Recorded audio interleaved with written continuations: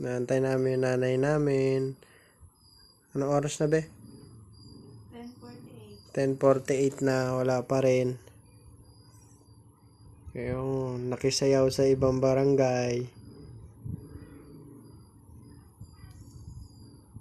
Nagugutom na kami, walang makain kasi walang magluluto. Galing na nanay namin.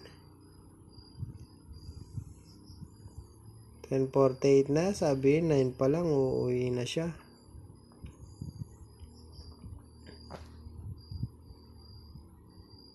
Tagal. May tricycle na minto. Baka siya na yan. B, hawakan mo. Sarado mo. Tayong kumatok. Kakatok yan eh. Basta sarado mo. Dahil man marabasa sa tagpi. Muli eh. Yan mo. Yan. Sarado mo. Huwag natin papapasukin. Kita pala ako dito.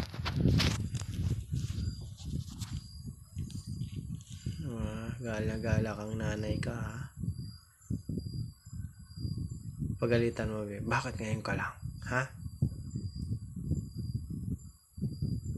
Anong oras na? Ayaw na, be. Diyan na si mama.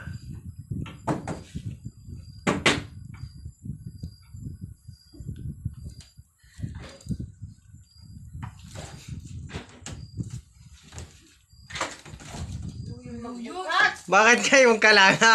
Aray, gutom na kami. Asan ulam mo? Ay, asa pa si ma?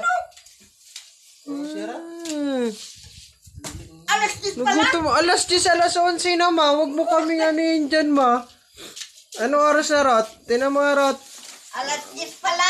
Alas 11 na ma. Ang usapan natin, alas 9. Ay, saka mo yan. Anong Oh, hinang-hinang ka na. si Ramon magsayo? Pawis na pawis ka na eh.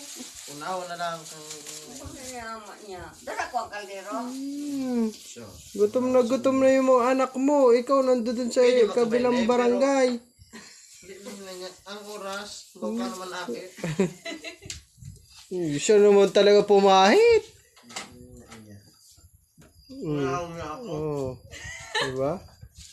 Kakaawa yung mga anak mo. Pati si Tagpi. Oh, Tagpi! Gutom din ikaw kakaantay kay Mamita? Ha? Ano ma? Kumusta sayawan? Manok again? Talaga naman ang nanay mo Rod. Lulus ni.